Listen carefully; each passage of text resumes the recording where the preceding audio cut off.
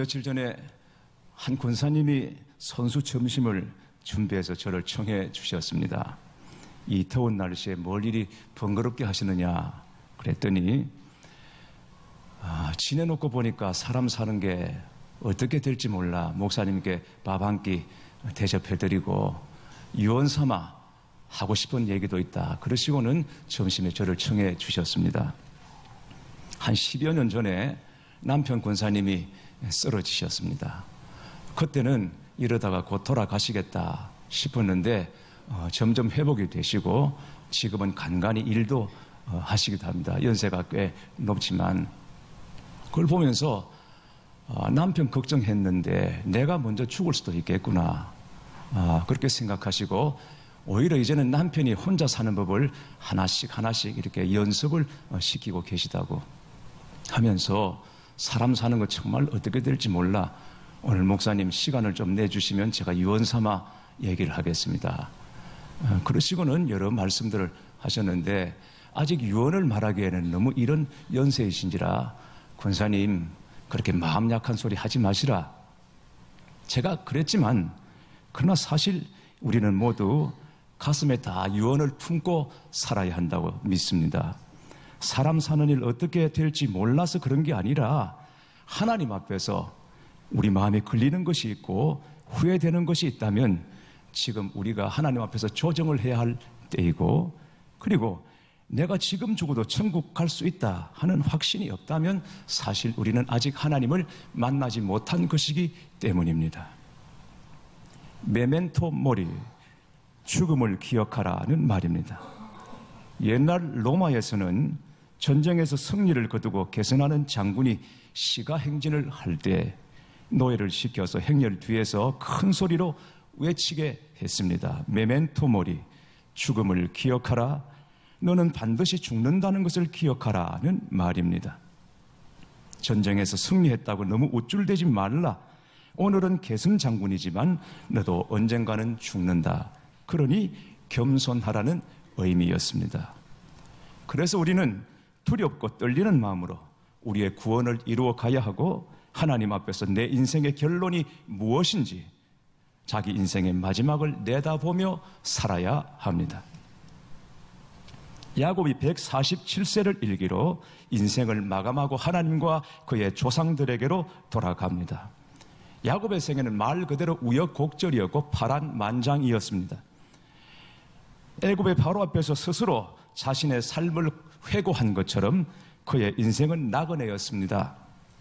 그것도 참으로 험악한 나그네 인생이었습니다. 그러나 오늘 야곱의 장례식을 보면 정말 장엄하고 화려합니다. 영광스럽습니다. 야곱이 죽은 다음 그의 시신을 향으로 처리했다고 했습니다. 향으로 처리했다는 것은 시신이 부패하지 않도록 방부 처리해서 미라로 만들었다는 말입니다. 40일에 걸쳐서 향 처리를 했습니다. 여러분, 아무나 그럴 수 있는 것이 아닙니다. 미라는 적어도 김일성이나 김정일 정도 되어야 가능한 일입니다. 지금도 시신을 미라로 만드는 일은 고도의 기술이 필요합니다. 몇 년 전에 베네수엘라 차베스 대통령이 죽었을 때 시신을 방부 처리하려고 했다가 시간을 넘겨서 못했다고 합니다. 그러니까 아무나 할 수 있는 일이 아닙니다. 그리고 애굽 사람들이 70일 동안 야곱의 죽음에 애도를 표합니다. 애굽에서는 왕 바로가 죽으면 애도 기간이 72일입니다. 야곱은 여기에 단 이틀이 모자랍니다. 거기다가 장례 행렬 어마어마합니다. 야곱의 모든 가족들은 물론이고 바로의 모든 신하들이 다 동참했습니다. 뿐만 아니라 애굽의 병거와 기병들이 이 행렬을 호위했습니다. 이 정도면 거의 왕의 장례식에 버금가는 규모이고 국상에 가까운 장례인 것입니다. 애굽 사람들이 가장 혐오하는 직업이 목축업입니다. 야곱은 목축을 했던 사람입니다. 그리고 한평생 나그네로 떠돌던 사람이었습니다. 그런 야곱이 이런 대우를 받는 이유가 무엇일까? 요셉의 아버지이기 때문에 그럴 수 있습니다. 요셉의 영향을 무시할 수가 없습니다. 그러나 요셉이 아무리 왕과 백성에게 신뢰를 얻었다고 하더라도 애굽 온 백성이 하나같이 마치 자기 부모가 세상을 떠난 것처럼 이렇게 애도할 수는 없는 것입니다. 결국 무엇입니까? 하나님께서 야곱을 존귀하게 하셨고 그 존귀함을 이방인에게까지 나타내 주셨다는 것입니다. 결국 보면 야곱의 인생 결론은 하나님이었습니다. 그리고 하나님의 나라였습니다. 물론 그러지 않을 때도 많았습니다. 그러나 하나님께서 보이지 않는 손으로 야곱을 이끌어 가시고 인도하셔서 마침내는 하나님을 향하게 하셨고 그리고 하나님의 나라를 바라보게 하셨다는 것입니다. 야곱 인생 결론은 하나님 그리고 하나님의 나라였습니다. 어떻게 알 수 있습니까? 야곱이 죽기 전에 자기 자식들에게 남긴 유언을 보면 알 수 있습니다. 내 인생은 나그네의 삶이었다. 그 나그네의 마지막을 내가 이 애굽에서 죽게 되겠지만 그러나 나를 이 애굽에 장사 지내지 말고 내 조상들의 묘실이 있는 가나안에다 나를 장사 지내다오. 이게 야곱의 유언이었습니다. 여러분, 야곱이 가나안에 자기 시신을 두지 않고 애굽에서 장사를 지냈다면 그는 애굽 왕 못지않은 피라미드에 그는 자신의 시신을 묻을 수가 있었을 것입니다. 얼마든지 그럴 수 있었을 것입니다. 오늘 말씀을 보면 그만한 정황이 충분합니다. 70일간 애도했고 바로를 뺀 모든 신하들이 이 애도 행렬에 동참했습니다. 그러면 왕의 피라미드 정도는 아니어도 그보다 조금 작은 피라미드에 장사 지낼 수 있었을 것입니다. 그러나 야곱은 그 화려한 것을 원치 않았습니다. 오히려 보잘것없고 초라한 가나안 땅에 자기 조상의 묘실에 묻히기를 원했던 것입니다. 왜냐하면 가나안은 하나님께서 약속으로 주신 땅이고 그 가나안은 장차 임하실 하나님 나라의 모형이었기 때문인 것이죠. 결국 야곱은 하나님을 사모했고 하나님의 나라의 갈망과 목마름을 가지고 있었던 것입니다. 그랬기에 애굽으로 내려와서 처음 바로를 대면할 때 바로는 야곱에게서 함부로 대할 수 없는 권위를 느끼고 야곱의 축복을 받습니다. 당대 최고의 권력자가 늙고 초라한 한 노인의 축복에 기꺼이 머리를 숙입니다. 바로는 야곱을 처음 보는 자리에서 내 나이가 얼마냐라고 묻습니다. 이 말의 본뜻은 내 나이가 얼마냐, 우리말로는 굉장히 불경하게 무리하게 들리지만 원래 본뜻은 이보다는 훨씬 공손한 의미입니다. 바로는 야곱을 보면서 무시할 수 없는 인생의 연륜을 느꼈을 것입니다. 그런데 그 연륜이라는 것이 단지 나이만 먹어서 쌓이는 것이 아니라고 하는 것입니다. 그동안 야곱이 걸었던 길이 나그네 여정이었지만 하나님 안에서 걸었기 때문에 그 고난마저도 마침내 연륜을 만들고 인생의 품격을 만들어내고 있더라는 것입니다. 사람 얼굴이 참 중요한 게 어떤 마음을 가지고 사는지 얼굴을 보면 알 수 있다고 합니다. 자기 얼굴을 보면 자기 마음의 상태를 알 수 있다는 것입니다. 우리 얼굴 근육의 상당 부분이 어떤 목적이나 의도에 따라 움직이는 것이 아니라는 것이죠. 내가 좋은 표정을 지어보리라, 웃어보리라, 이렇게 해서 의도와 목적에 따라서 우리 얼굴 근육이 움직여지는 것이 아니라 내 마음 상태에 따라서 무의식적으로 자동적으로 얼굴 근육이 움직이기 때문에 결국 내가 품고 있는 마음의 생각이 얼굴로 다 나오게 되는 것입니다. 그래서 40이 지나면 사람이 자기 얼굴에 책임을 져야 한다는 말이 나오는 것 아니겠습니까? 교회 여러분 어떻습니까? 여러분의 얼굴에는 연륜이 만들어내는 권위와 품격이 느껴지고 있습니까? 존귀함이 느껴지고 있습니까? 여러분의 인생에서 이런 아름다움이 만들어지고 있습니까? 그런데 야곱의 장례식에서 우리가 진짜 보아야 할 것이 있습니다. 그것은 야곱의 장례식이 국상에 버금갈 만큼 화려했다, 장엄했다, 이것이 아닙니다. 오늘 말씀의 핵심은 그것이 아닙니다.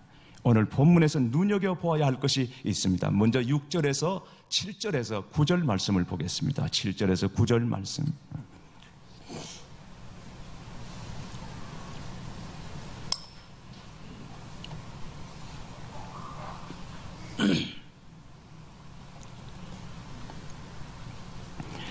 요셉이 자기 아버지를 장사하러 올라가니 바로의 모든 신하와 바로 궁의 원로들과 애굽 땅의 모든 원로와 요셉의 온 집과 그의 형제들과 그의 아버지의 집이 그와 함께 올라가고 그들의 어린 아이들과 양떼와 소떼만 고센 땅에 남겼으며 병거와 기병이 요셉을 따라 올라가니 그때가 심히 컸더라. 그때가 심히 컸더라. 가나안으로 향하는 운구행렬입니다. 다시 말씀드리지만 어린아이들 빼고 야곱 가문의 모든 사람들이 다 동행했고 바로만 빼고 바로의 신하들, 원로 현직들 다 함께 동참하는 운구행렬이었습니다. 긴 행렬, 힘이 많은 무리입니다. 그리고 또 하나 주목해 보아야 할 것은 운구행렬이 지나가는 이 길입니다. 이 길이 아주 특별합니다. 10절에서 11절 말씀을 보시겠습니다. 그들이 요단강 건너편 아닷 타작마당에 이르러 거기서 크게 울고 애통하며 요셉이 아버지를 위하여 7일 동안 애곡하였더니 그 땅 거민 가나안 백성들이 아닷 마당의 애통을 보고 이르되 이는 애굽 사람의 큰 애통이라 하였으므로 그 땅 이름을 아벨 미스라임이라 하였으니 곧 요단강 건너편이라. 자, 여기서 중요한 말이 요단강 건너편이라. 1차 애굽에서 장례를 마치고 이제 가나안에 들어와서 다시 가나안 풍습에 따라 장례를 다시 합니다. 거기가 바로 요단 건너편이라는 것입니다. 여기 요단 건너편은 요단 동편을 의미합니다. 수요 성경 집회 때 성경 파노라 강의하면서 제가 지도를 보고 여러분께 말씀드렸습니다. 요단 동편 모압과 암몬이 있는 그 평야를 말하는 것입니다. 평원을 말하는 것입니다. 그리고 광야입니다. 자, 그렇다면 이상한 일입니다. 요단 동편으로 가지 않고 애굽에서 가나안 남쪽으로 가면 바로 직선거리로 속히 갈 수 있습니다. 지름길로 갈 수 있습니다. 그렇게 하면 빨리 장례 행렬을 옮길 수가 있습니다. 그런데 요단 동편으로 가면 돌고 돌고 돌아서 먼 거리로, 그것도 광야길로 가야 합니다. 왜 손쉽게 갈 수 있는 이 길을 두고 먼 광야길로 돌고 돌아서 가야만 했을까? 도대체 왜 그렇게 했을까? 여러분, 이게 우리가 오늘 주목해 봐야 할 일입니다. 어릴 때 시골에서 장례가 나면 꽃 상렬을 메고 장지로 이동을 합니다. 그때 저희 같은 어린애들은 상녀 앞에서 만장을 들고 갑니다. 그러면 나중에 용돈을 조금씩 줍니다. 만장 큰 거는 20원 주고 작은 거는 10원을 줍니다. 도착하면 거기 가마솥을 걸어놓고 육개장을 설설 끓여서 한 그릇씩 내주는데 그게 그렇게 맛이 좋을 수가 없었습니다. 지금은 어디에도 그런 맛을 찾을 수가 없습니다. 그런데 이상한 것은 산소를 가까운 곳에 써도 상녀는 빙빙 돌아서 먼 길로 가더라는 것입니다.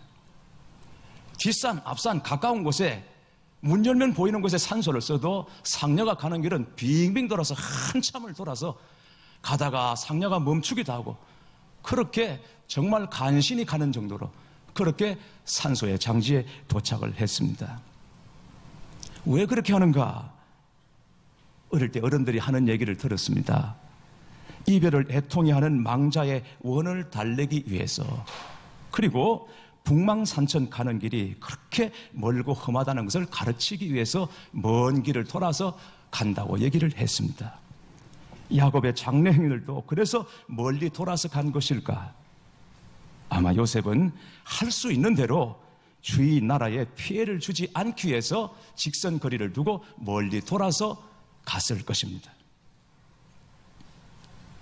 그래서 그 먼 광야길을 걷고 또 걸어서 마침내 가나안 막벨라 굴에 도착해서 야곱의 시신을 거기 안장함으로 모든 장례 절차가 끝이 났습니다. 네, 여러분, 참 놀랍습니다. 하나님의 섭리와 계획이 정말 놀랍습니다. 야곱의 장례 행렬이 훗날 바로 그대로 출애굽 여정이었기 때문입니다. 이 코스 그대로 훗날 야곱의 자손 이스라엘 백성이 애굽에서 나와 가나안으로 들어갑니다. 마치 눈길에 찍힌 발자국을 밟고 따라가는 것처럼 훗날 이스라엘 백성이, 야곱의 후손들이 이 길 그대로 하나님께서 약속하신 가나안 땅으로 들어가게 됩니다. 출애굽 여정이었습니다.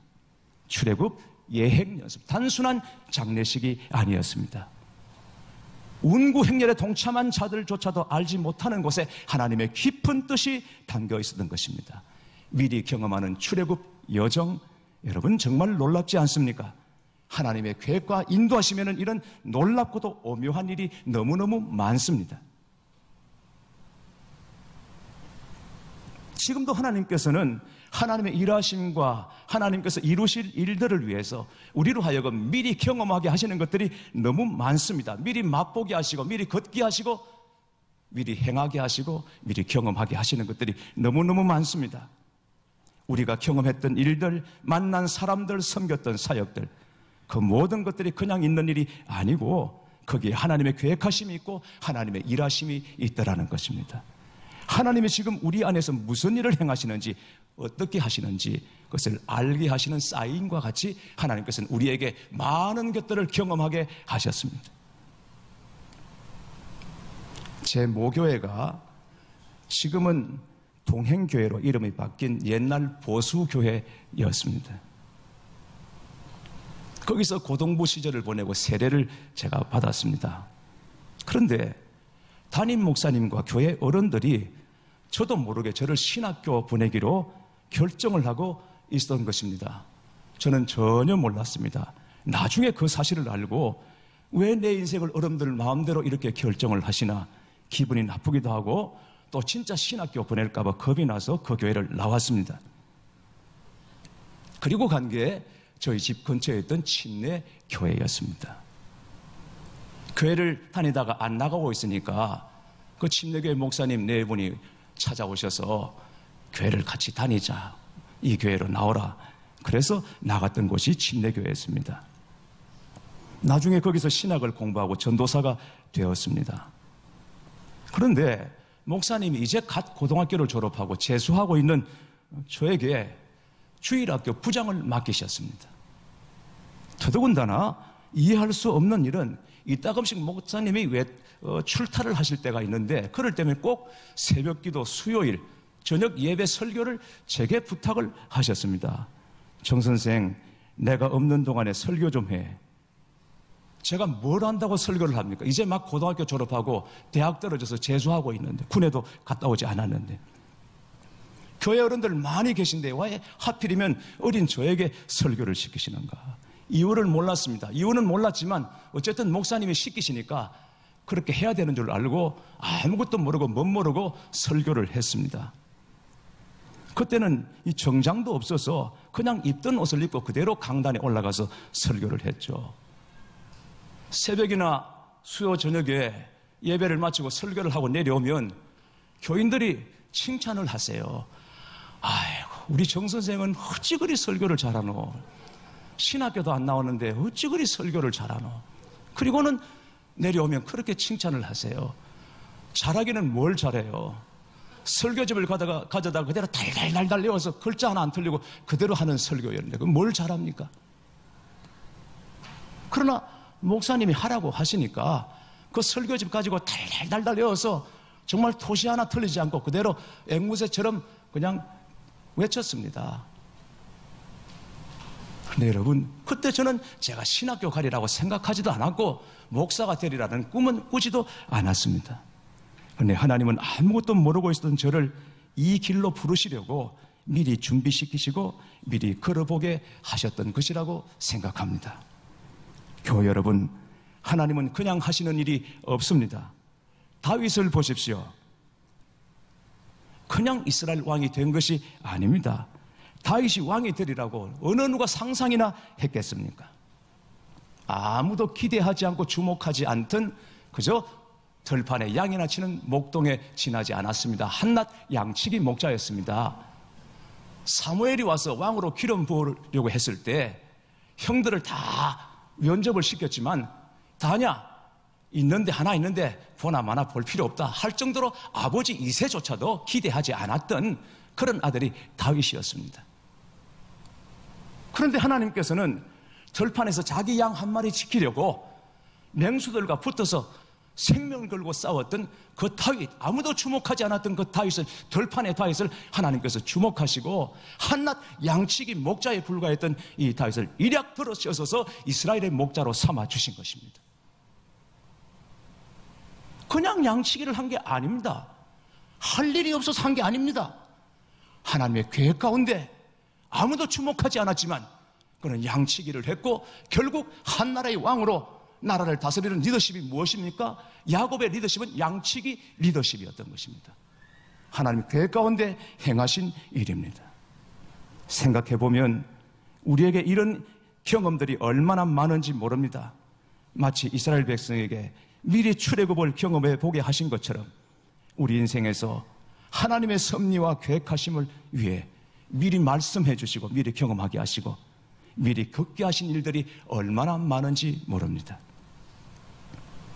그래서 오늘 하나님께서 지금 이 시간에 내게 주시는 말씀이 정말 중요합니다. 오늘 우리에게 부어주시는 은혜의 경험이 참으로 중요합니다. 왜냐하면 이것은 하나님께서 지금 무슨 일을 하시고 어떻게 행하신지를 보여주시는 중요한 사인이기 때문입니다. 하루하루 끊어서 보면 너무너무 답답하고 내 인생 자꾸 미끄러지기만 하는 것 같아도 그러나 하나님의 섭리 아래서 하나님의 계획 아래서 연결해서 보면 그 영광 중에 보면 하나님의 뜻이 이루어지고 있는 이 하루인 것을 믿으시기 바랍니다. 하나님의 거룩하신 일이 내 안에서 이루어지고 있습니다. 보잘것없고 별 볼 일 없는 하루인 것 같아도 그러나 하나님의 영광의 한 조각을 오늘 우리는 살아가고 있다는 것을 여러분 기억하시기 바랍니다. 내게 주시는 성령의 감동을 절대 가볍게 여기지 마십시오. 여러분이 한 번 올려드리는 그 기도 절대 가볍게 여기지 마십시오. 내게 주신 이 성령의 감동과 비록 짧은 시간이지만 주의 이름을 부르며 기도하는 이 기도를 하나님께서 쓰시고 하나님의 영광 가운데로 계획 가운데로 우리를 끌어가고 계시기 때문입니다. 중요합니다. 그러므로 여러분 힘들고 어려워도 오늘 주여 주여 주여 주의 이름을 부르며 걸으시기를 바랍니다. 야곱의 소원은 꿈에도 가나안이었습니다. 마찬가지로 우리의 소원은 천국입니다. 우리가 늘 천국을 소망하고 하나님을 바라고 살아가면 지금 여기서 천국을 경험하게 하시고 맛보게 해 주십니다. 먼저 경험하게 해 주시는 것입니다. 천국을 경험하고 나면 모든 것이 다 달라집니다. 모든 기준이 달라지게 되고 바라보는 것이 달라지게 되고 판단이 달라지게 되는 것입니다. 살다 보면 지옥 같은 일을 만나게 되겠지만 능히 이겨낼 수 있는 힘은 무엇입니까? 그 가운데서도 하나님은 우리로 하여금 천국을 맛보게 하시기 때문인 것입니다. 스데반 집사가 돌에 맞아 순교했죠. 그리고 어디 갔습니까? 아니 몰라서 대답을 안 하시는 겁니까? 어디 갔습니까? 네, 천국 갔죠. 그런데 여러분 스데반은 죽어서 천국 간 것이 아니라는 것을 아셔야 합니다. 돌이 날아오는 순간 그가 하늘을 바라보았을 때 하늘문이 열리고 천국에서 예수님이 서서 스데반을 기다리고 계신 것, 영접하고 계신 것을 그는 순간 보았습니다. 죽기 전에 보았습니다. 그는 천국을 보고 주님 품에 안긴 것입니다. 슬픈 일을 당하셨고 어려운 일을 만나셨습니까? 그래도 주님은 일하고 계심을 믿으시기 바랍니다. 주님은 하나님의 영광으로 우리를 이끄시고 오늘도 우리에게 주신 은혜의 이 경험을 통해서 우리로 하여금 주의 길을 걷게 하시고 믿음의 길을 걷게 하시는 것입니다. 아무쪼록 사랑하는 교회 여러분, 주님의 이름을 부르십시오. 이 한 주간도 끊임없이 주님의 이름을 부르십시오. 그래서 이 한 주간 여러분의 삶이 미리 경험하는 천국의 여정이 되시기를 주님의 이름으로 축원합니다.